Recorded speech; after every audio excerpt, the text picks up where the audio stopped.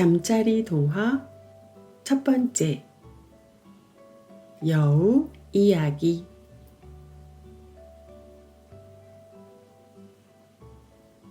옛날에 소금 장수가 살았어요. 그는 하루 종일 해가 지는 줄도 모르고 열심히 소금을 팔았어요. 마을이 어둑해지자 그제서야 옆마을로 가기 위해 길을 나섰어요. 그런데 이상하게도 매일 지나다니던 길인데 찾을 수가 없는 거예요. 내가 여우에게 홀린 건가? 소금 장수는 지치기도 하고 어둡기도 해서 큰 바위 밑에 소금 가마니를 내려놓으며 말했어요. 더 이상은 못 가겠어. 여기서 잠을 청해야겠군. 그때 어디선가 이상한 소리가 들려왔어요. 낑낑 낑낑. 그건 바로 바위 위에서 들려오는 소리였어요. 소금 장수는 겁에 질려 덜덜 떨며 목을 길게 빼고 바위 위를 살펴보았어요. 깜짝 놀란 소금 장수의 눈은 동그래지고 입은 쩍 벌어졌어요. 여우 한 마리가 낑낑대며 사람 해골에 머리를 밀어놓고 있지 뭐예요. 낑낑, 도대체 왜 이렇게 안 맞는 거야? 그러다가 여우의 머리가 해골 속으로 쏙 들어갔어요. 꼭 맞는군. 꼭 맞아. 그러더니 머리에 해골을 쓴 여우가 제주를 넘기 시작했어요. 갑자기 뽕 하는 소리와 함께 키가 작은 백발의 할머니가 나타나고 여우는 흔적도 없이 사라졌어요. 여우 할멈은 옷매무새를 단정히 다듬더니 어딘가를 향해 부지런히 걷기 시작했어요. 모두들 기다리고 있을 거야. 어서 서둘러야 해. 낑낑 낑낑. 소금 장수는 여우 할멈 몰래 뒤따라갔어요. 살금살금 살금살금. 한참을 따라가다 보니 낮에 소금을 팔던 마을이 나오는 거예요. 여우 할멈이 그 마을에서 가장 큰 부잣집으로 쏙 들어가지 않겠어요? 그리고는 큰 소리로 말했어요. 내가 왔소이다. 어서 들어오세요. 빨리 들어와 우리 어머님의 병 낫는 굿을 해주세요. 마을 사람들은 굿 구경을 하려고 모여들었어요. 소금 장수도 마을 사람들 틈에 슬쩍 끼어들었어요. 여우 할멈은 덩실덩실 춤을 추며 주문을 외우기 시작했어요. 자라 자라 자라 자라 자라 자라 자라 자라. 여우 할멈이 주문을 외우자 마을 사람들이 하나 둘 스르르 잠이 들기 시작했어요. 여기저기 드러누워 코를 골아댔지요.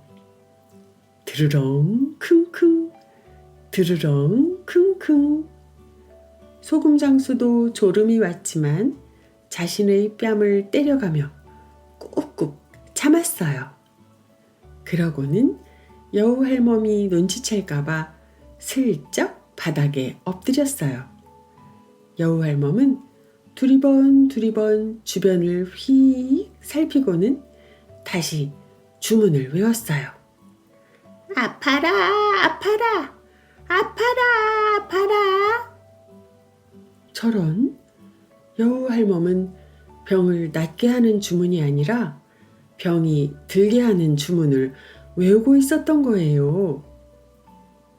못된 여우할멈 같으니라고? 소금 장수는 기둥 옆에 세워져 있는 몽둥이를 빠르게 낚아채더니 여우할멈을 때리기 시작했어요. 어디 혼 좀 나봐라. 아이고, 여우 살려. 여우 좀 살려주세요. 여우할멈은 마을이 떠나가라 소리를 질러댔어요. 그 소리가 얼마나 컸던지 바닥에 누워 자고 있던 마을 사람들이 모두 벌떡 일어났어요. 아니, 병 고치러 온 할머니를 몽둥이로 때리다니. 저놈 잡아라! 저놈 잡아라! 마을 사람들이 소금 장수를 잡으려는 틈을 타 여우할멈은 밖으로 도망을 치려 했어요. 이것들 보시오. 저 할멈은 사람이 아니라 늙은 여우라오. 소금 장수는 온 힘을 다해 다시 한번 몽둥이로 여우할멈을 내리쳤어요. 여우할멈은 바닥에 푹 쓰러졌어요. 깨갱, 깨갱, 깽깽깽. 그런데 그 자리에 할멈은 없고 해골을 뒤집어 쓴 늙은 여우가 쓰러져 있지 않겠어요? 소금 장수 만세! 만세! 그제서야 마을 사람들은 소금 장수에게 감사 인사를 했어요. 감사합니다. 정말 감사합니다.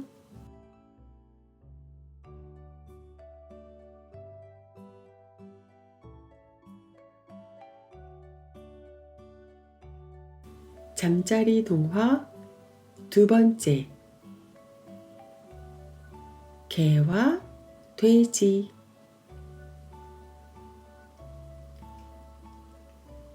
어느 시골 마을에 할머니가 홀로 외롭게 살고 있었어요. 할머니는 외로움을 달래기 위해 개와 돼지를 길렀지요. 너희가 있어 말벗도 하고 얼마나 다행이냐. 할머니는 개와 돼지를 자식으로 생각하고 정성껏 돌보았어요. 할머니가 밭에서 일하고 돌아오면 개는 꼬리를 흔들며 할머니를 반갑게 맞이했어요. 아이고, 기특한 것. 나를 반겨주는 건 너밖에 없구나. 허허허허. 하지만 돼지는 할머니를 보고도 본체 만체 밥 먹기만 바빴어요. 꿀꿀꿀. 꿀꿀꿀. 어느 날 할머니가 바구니를 들고 산으로 나무를 캐러 갔어요. 개는 심심한 나머지 쿨쿨 자고 있는 돼지를 깨우며 말했어요. 멍멍, 멍멍, 돼지야, 돼지야, 손님 왔다. 어서 일어나 봐라. 개의 말에 잠이 깬 돼지가 코웃음을 쳤어요. 킁킁 킁킁. 네가 무슨 손님이냐. 아부쟁이 주제에 맨날 할머니만 보면 꼬리를 치니. 그러니까 너에겐 사람이 먹는 것을 주고 나에게는 구정물만 주잖아. 네가 밥만 먹고 잠만 자니까 그렇지. 나는 밤새 잠도 안 자고 집을 지키잖아. 개의 말을 들어보니 맞는 말 같았어요. 그래서 돼지는 결심했어요. 너도 오늘부터 잠도 자지 말고 집을 지켜야지. 그날 밤 돼지는 밤이 새도록 시끄럽게 울어댔어요. 꿀꿀꿀 꿀꿀꿀. 아이고, 이 일을 어째. 돼지가 병이 났나 보네. 침이라도 맞아야 병이 나으려나. 해가 뜨자마자 할머니는 침 놓는 사람을 불러 돼지에게 침을 놓게 했어요. 할머니, 감사합니다. 집을 더 잘 지키라고 침까지 놓아주시다니. 돼지는 다음 날 밤이 되자 더 씩씩하게 큰 소리로 울어댔어요. 꿀꿀꿀, 꽥! 꿀꿀꿀, 꽥! 할머니는 밤새 한숨도 못 자며 걱정을 하였어요. 이를 어쩌노. 돼지가 깊은 병이 들었나 보네. 불쌍하지만 어쩔 수 없지. 이웃들이 잠을 잘 수 없다고 불평을 할 테니. 다음 날 할머니는 눈물을 뚝뚝 흘리며 돼지를 시장에 내다 팔았답니다.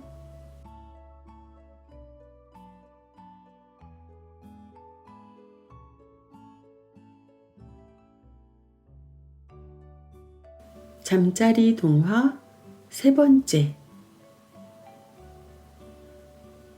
어미 호랑이의 마음.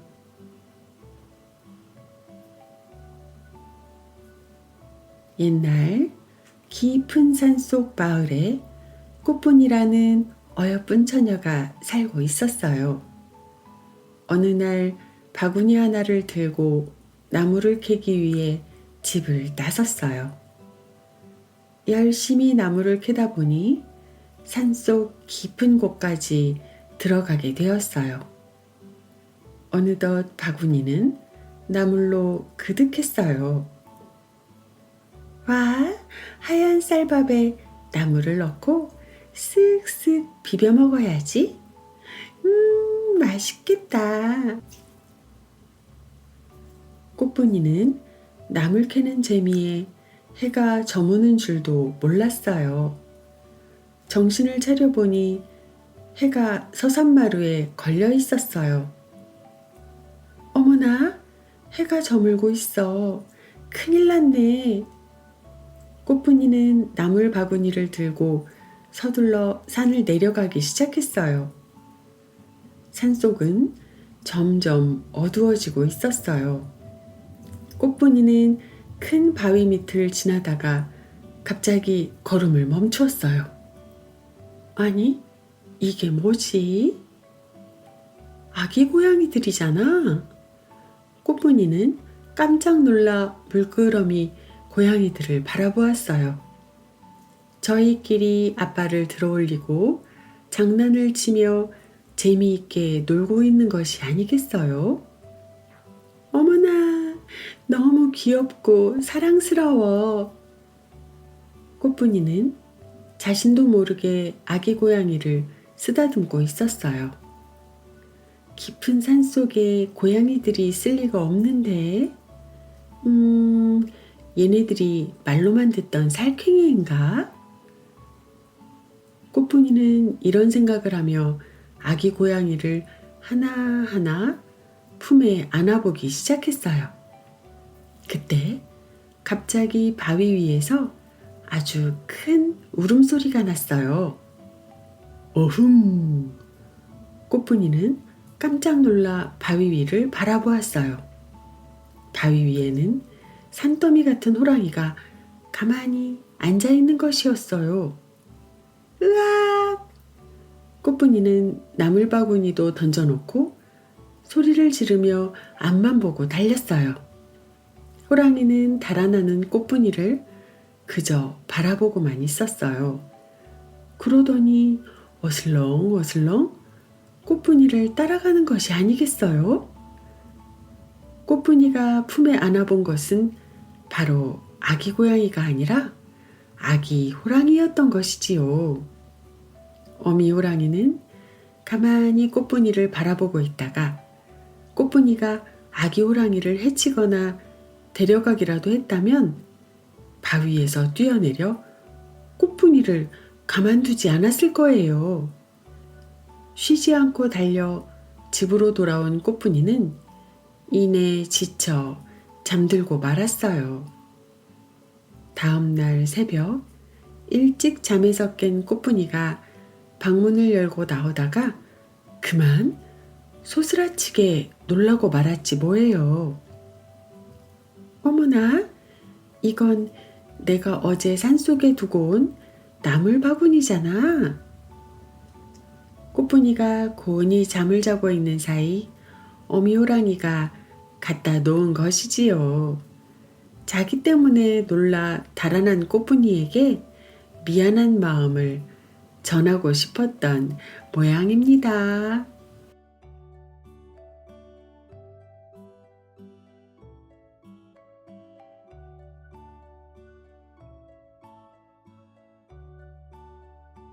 잠자리 동화 네 번째.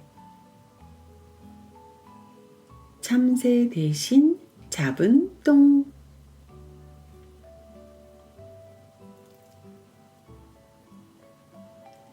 옛날에 꽤 많은 선비가 살고 있었어요. 어느 날 선비는 먼 길을 가게 되었어요. 사람도 집도 구경거리도 많은 마을에 도착하게 되었어요. 선비는 마을 이곳저곳을 돌아다니다 보니 다리도 아프고 배도 고팠어요. 그래서 잠시 쉬어가려고 어느 주막에 들러 국밥을 시켰어요. 배가 몹시 고팠던 선비는 국밥 7그릇을 뚝딱 먹어치웠어요. 아이고야, 이게 무슨 일이래. 국밥을 저리도 많이 먹다니. 태어나서 처음 보겠네 그려. 선비의 먹성에 주모의 두 눈은 휘둥그레지고 벌어진 입은 다물지 못했어요. 선비는 맛있는 국밥을 배불리 먹고 기분 좋게 주막에서 나왔어요. 다시 한참을 마을 구경 다니는데 갑자기 배가 살살 아파왔어요. 배를 문지르던 선비가 중얼거렸어요. 국밥을 너무 많이 먹었나? 아이고 배야. 아이고 똥 마려워. 선비는 똥을 눌 만한 곳이 있는지 두리번거렸어요. 마침 구석진 곳에 커다란 은행나무가 한 그루 서 있었어요. 옳지. 커다란 은행나무 뒤에 숨어서 똥을 누자. 선비는 급히 은행나무 뒤로 달려가서 후다닥 바지를 내린 채 쪼그리고 앉았어요. 앉자마자 시원하게 볼일을 본 선비는 언제 그랬냐는 듯이 벌떡 일어나 바지를 축혀 올렸어요. 아, 똥도 잘 누고 배도 든든하니 날아갈 듯 기분이 좋구나. 이렇게 혼자서 중얼거리고 있는데 마을 저편에서 포졸이 다가오고 있는 거예요. 포졸은 화가 난 듯 말했어요. 나무 뒤에 숨어서 무엇 하고 있는 게요? 선비는 포졸의 호통에 깜짝 놀라 가슴이 콩닥콩닥 뛰었어요. 은행나무 뒤에 숨어 똥을 누웠다는 사실을 들키면 포졸이 잡아갈 것 같았기 때문이에요. 그래서 선비는 머리에 쓰고 있던 갓을 벗어 똥을 덮고는 포졸에게 말했어요. 마침 잘 왔소. 나 좀 도와주시오, 포졸 나으리. 포졸은 땅바닥에 주저앉아 손으로 갓을 누르고 있는 선비를 바라보며 고개를 갸우뚱했어요. 무엇을 도와달라는 말이요? 내가 이 갓으로 참새 한 마리를 잡았지 뭐요. 허나 하나밖에 없는 갓이 망가질까 걱정되어 꼼짝도 못하고 있지 뭐요. 참새를 담을 작은 자루라도 구해와야겠는데. 선비는 눈 하나 깜짝 않고 거짓말을 하기 시작했어요. 그렇다면 내가 참새 담을 작은 자루를 구해오겠어. 이 말을 들은 선비는 고개를 좌우로 흔들며 말했어요. 보절 나으리께 어찌 그런 허드렛 일을 부탁한단 말이오. 내가 얼른 가서 구해올 테니 참새가 날아가지 못하도록 지켜주시오. 이 가시 망가지지 않도록 손바닥으로 살살 누르고 있어야 합니다. 알겠어. 참새를 가스로 잘 누르고 있겠소. 이리도 고마울 수가. 내가 얼른 다녀오리다. 선비는 포졸에게 고맙다는 인사를 하고는 도망치듯 그곳에서 사라졌어요. 포졸은 한참 동안 쪼그리고 앉아 선비를 기다렸어요. 결국 선비는 돌아오지 않았어요. 도대체 왜 안 오는 거야? 참새를 포기하고 그냥 가버렸나? 하나밖에 없는 갓은 어쩌고? 포졸은 선비가 도망치듯 사라진 곳을 하염없이 바라보다가 문득 생각했어요. 선비가 돌아오지 않으니 갓 속에 있는 참새를 잡아다가 내가 구워 먹어야겠군. 포졸은 군침을 꿀꺽 삼키며 말했어요. 오랜만에 참새 구이라니 횡재했는걸. 포졸은 갓이 망가지지 않도록 살살 들어올리며 참새를 움켜잡으려고 갓 속으로 손을 집어 넣었어요. 아니, 이 뭉클한 건 뭐지? 으악, 똥이잖아. 포졸은 손에 잔뜩 묻은 똥을 보며 엉덩방아를 찧었어요. 내가 속았구나.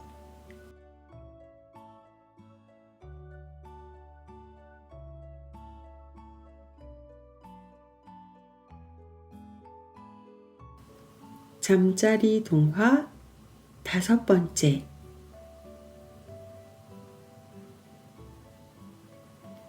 효성 지극한 소녀.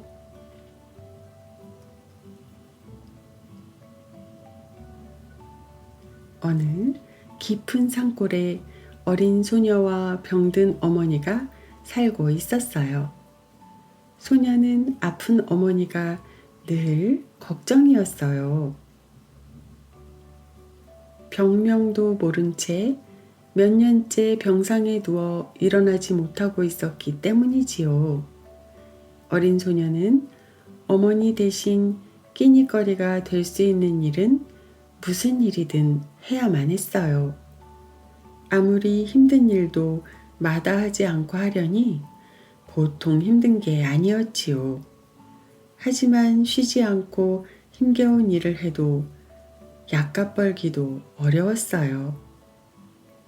어머니께 좋은 음식을 드려 어서 병을 낫게 해드려야지.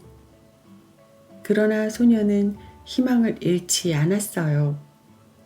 지극정성으로 어머니를 돌보며 항상 밝은 모습으로 열심히 일을 했어요.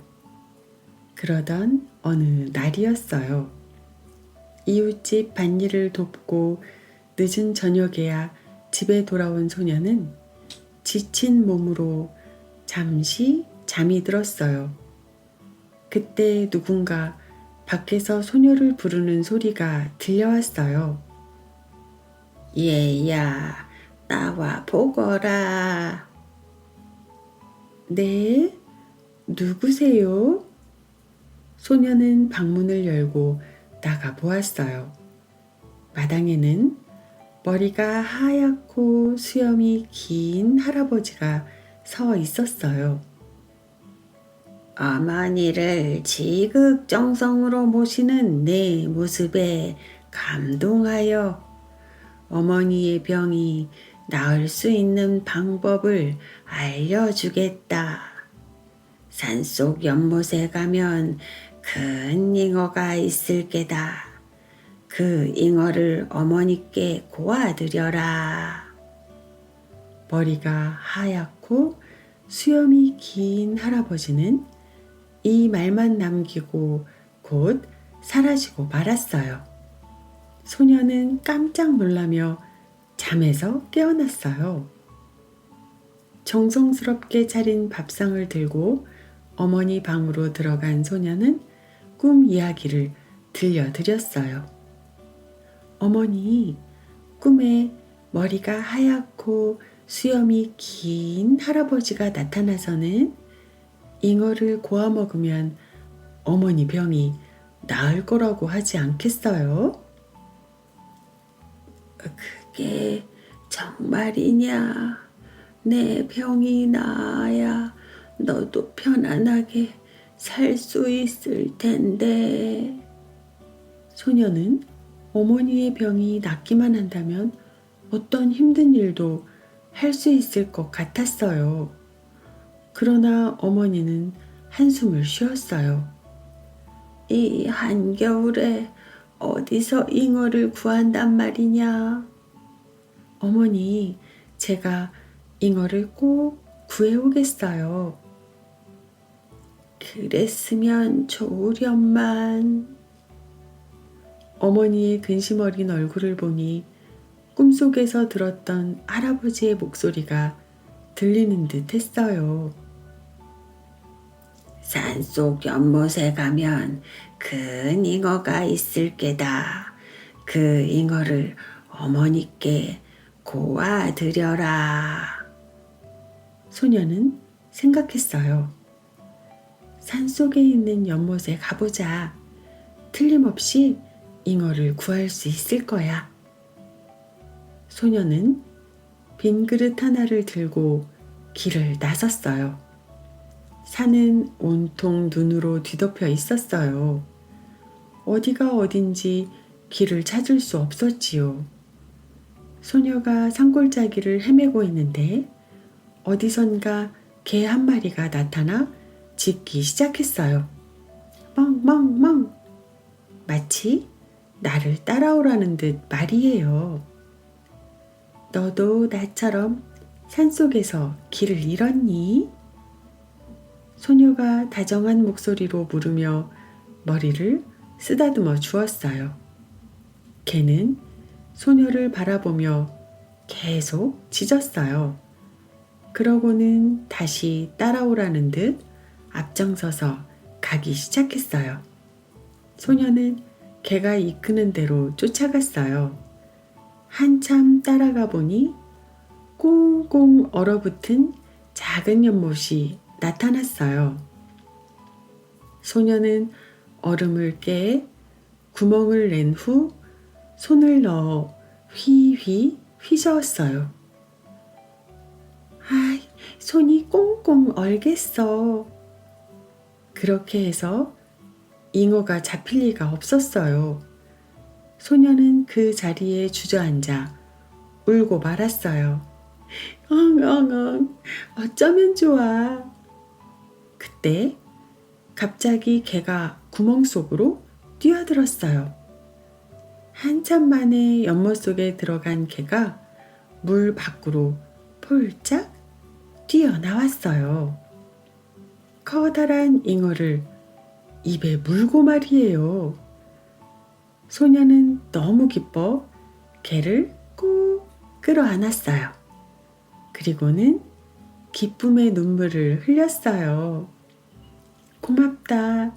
정말 고마워. 네가 어머니를 살렸구나. 흑흑흑.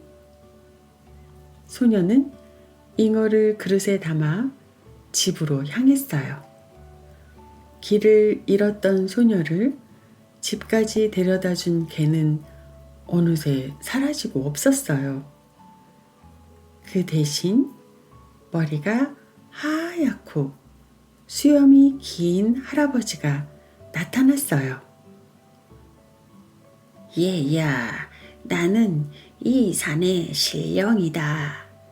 어머니를 잘 모시는 네가 기특하여 잉어를 선물로 준 것이다.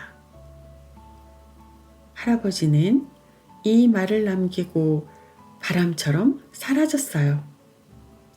산신령님, 감사합니다. 소녀는 정성을 다해 잉어를 고아 어머니께 드렸어요. 어머니는 어찌 되었을까요? 여러분 상상에 맡길게요.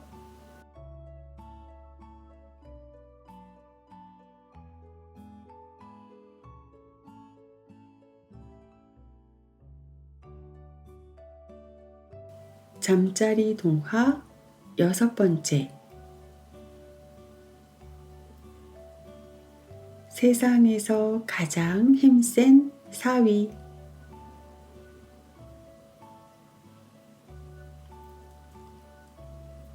아주 먼 옛날 착하고 예쁜 딸을 둔 두더지 부부가 행복하게 살고 있었어요. 두더지 부부의 딸은 무럭무럭 자라 어느덧 시집갈 나이가 되었어요. 이제 우리 딸아이도 시집갈 나이가 되었어요. 그러게 말이오. 건강하고 훌륭한 사윗감을 구해야 할 텐데 마땅한 자가 나타나질 않는구려. 두더지 부부의 예쁜 딸을 신부로 맞이하고 싶어하는 씩씩한 사윗감들이 몰려들었어요.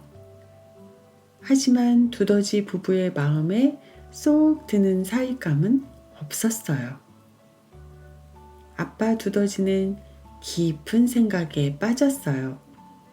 그러더니 갑자기 세상에서 가장 힘센 사윗감을 직접 찾아 나서겠다고 하는 거예요. 땅 위로 올라가야겠어. 땅 속에서만 살던 아빠 두더지는 망설임 없이 땅 위로 올라갔어요. 아, 눈부셔. 눈을 뜰 수가 없잖아. 이렇게 눈이 부신 걸 보면 틀림없이 힘도 셀 거야. 아빠 두더지는 해에게 사위가 되어달라고 부탁했어요. 세상에서 가장 힘이 센 해님, 당신이 저의 사위가 되어 주세요. 그런데 대답을 듣기도 전에 어디선가 커다란 구름이 몰려와 해를 가렸어요. 아니, 눈이 부시도록 빛나는 해를 가리다니 대단한걸? 저건 틀림없이 해보다 훨씬 더 힘이 셀 거야. 아빠 두더지는 구름을 사위로 삼아야겠다고 생각했어요. 구름님, 세상에서 가장 힘이 센 구름님, 제게 예쁜 딸이 있답니다. 제 사위가 되어 주세요.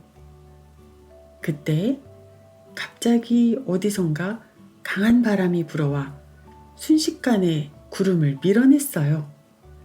바람이 어찌나 강하던지 아빠 두더지도 바람에 날아가고 말았어요. 어구. 강한 힘을 가졌는걸? 옳지, 저 바람을 사위로 삼아야겠다.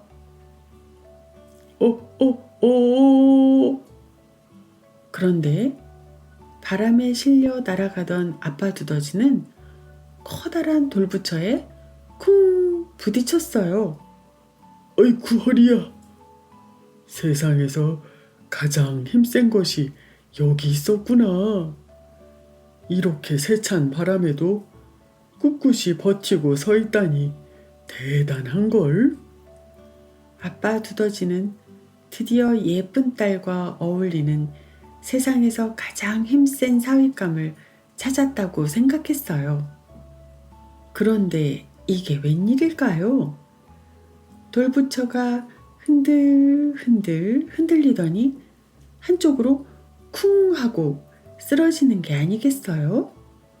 그리고는 돌부처가 서 있던 땅 속에서 두더지 총각이 나오는 것이었어요. 아빠 두더지는 깜짝 놀라지 않을 수 없었어요.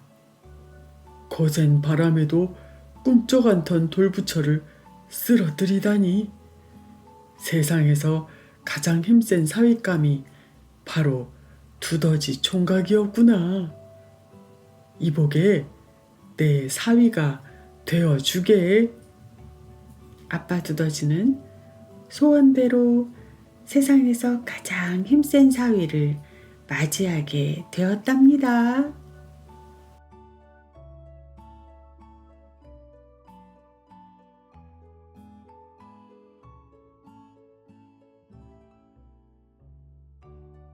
잠자리 동화 7번째.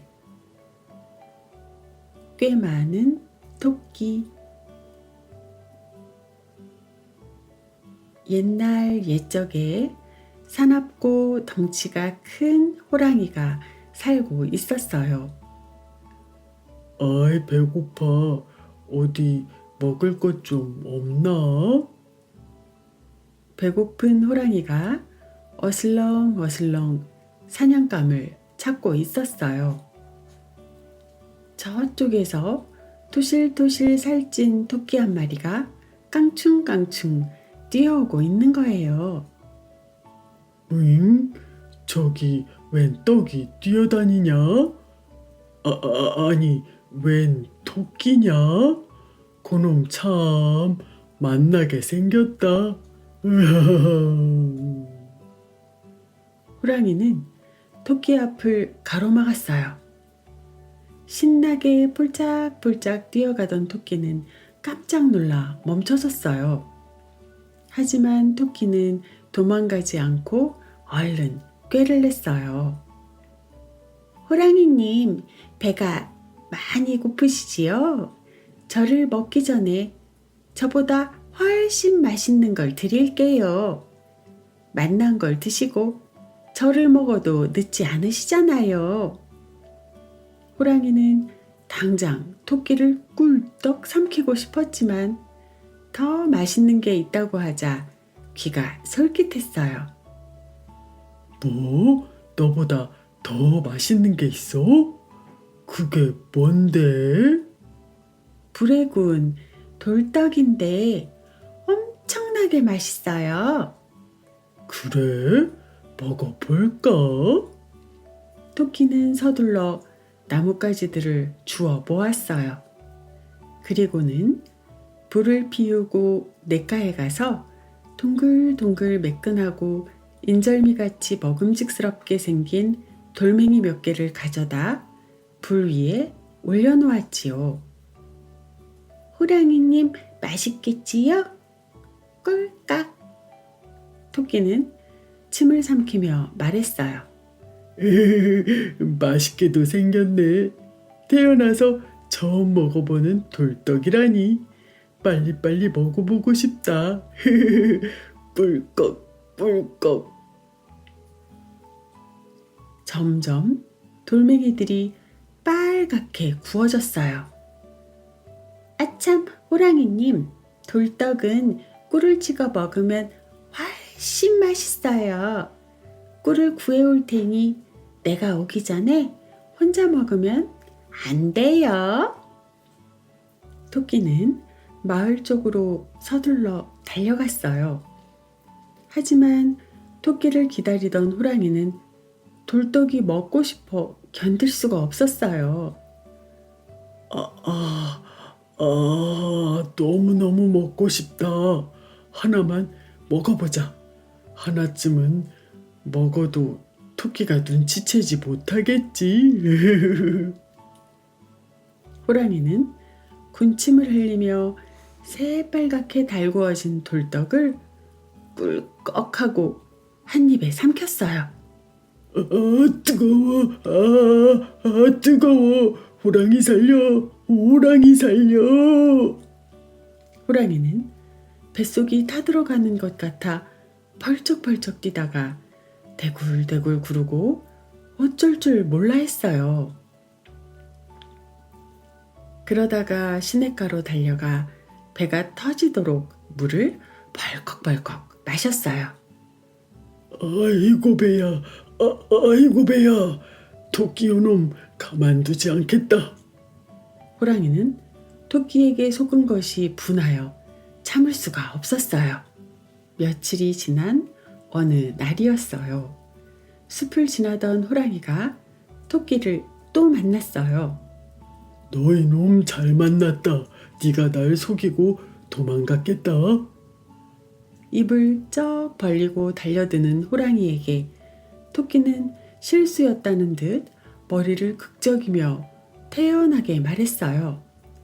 호랑이님, 지난번에는 정말 죄송했습니다.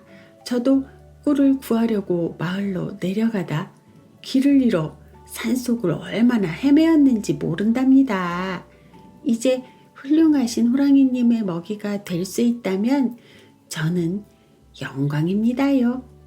죽기 전에 호랑이님에게 꼭 해드리고 싶은 게 있어요. 호랑이님 배가 터지도록 맛있는 참새를 먹게 해드릴게요. 그리고 나서 날 잡아먹어도 되잖아요.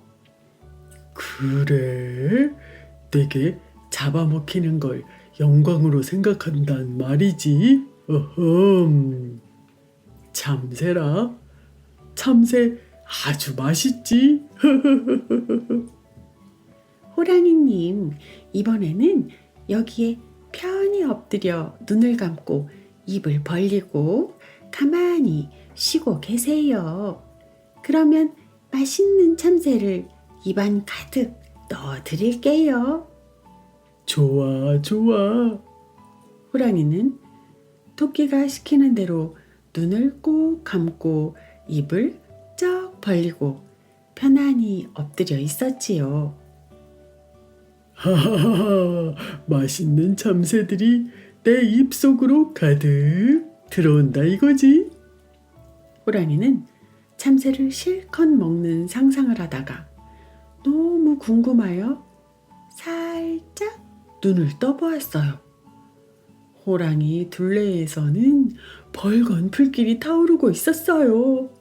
불이야, 불이야, 호랑이 살려, 호랑이 살려. 호랑이가 눈을 감고 있는 사이에 토끼가 불을 지르고 도망을 간 것이지요. 호랑이는 꼬리에 붙은 불을 끄겠다고 바닥에 뒹굴고 펄쩍펄쩍 뛰고 야단 법석을 치다가 겨우겨우 불 속에서 도망쳐 나왔지요. 아이고, 토끼에게 또 당했어, 또 당했어. 털이 홀랑 타버린 호랑이는 벌거숭이가 되어 추운 겨울을 맞이하게 되었어요. 호랑이는 매일매일 이를 갈며 토끼에게 복수할 날만을 고대하고 있었어요. 호랑이가 토끼를 다시 만나게 된 건 바람이 매서운 어느 날 강가에서였어요. 그런데 이번에는 토끼가 먼저 호랑이를 본 거예요. 호랑이잖아. 나를 보면 가만두지 않을 텐데 어쩌지? 하지만 뒤에는 강이 있고 앞에는 호랑이가 있어 어디로도 도망갈 수가 없었어요. 이젠 죽었구나.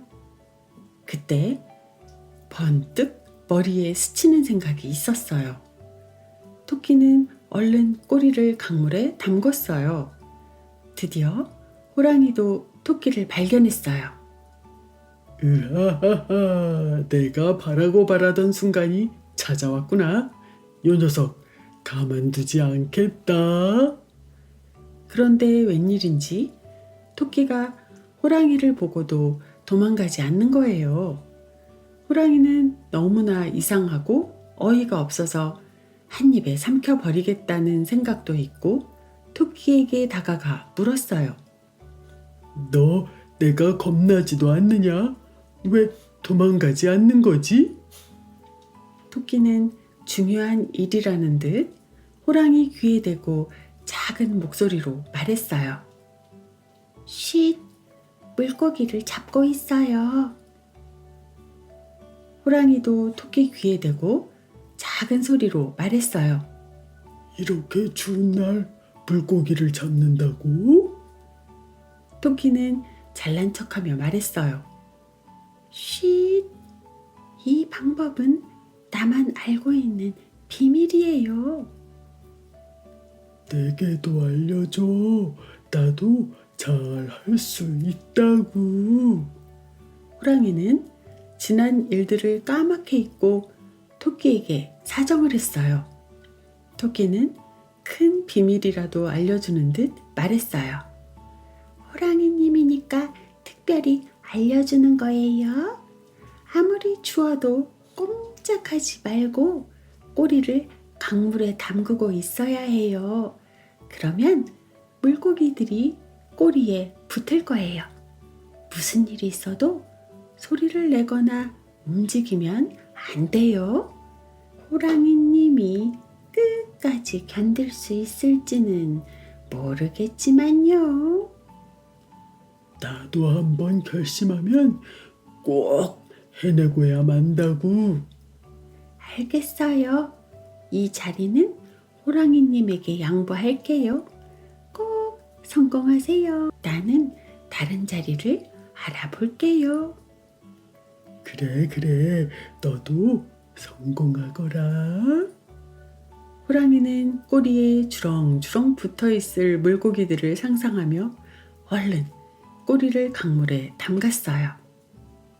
온몸이 얼음이 되는 것 같은 추위를 느꼈지만 토끼의 말대로 소리를 내지도 움직이지도 않았지요. 이제 주위는 아무것도 보이지 않을 정도로 어두워졌어요. 온몸이 다 얼어붙은 것 같아. 도저히 안 되겠어. 몸을 좀 녹이고 다시 해야겠어. 그나저나 토끼는 물고기를 많이 잡았는지 모르겠네. 호랑이는 강물에서 꼬리를 빼려고 일어났어요. 왜 꼬리가 빠지질 않는 거지? 이게 어찌된 일이지요? 호랑이 꼬리가 강물과 함께 꽁꽁 얼어붙어 버린 거예요. 어이쿠야, 또 속았구나. 내가 또 속았어. 춥고 배고픈 호랑이는 이제 화를 낼 힘도 없었답니다.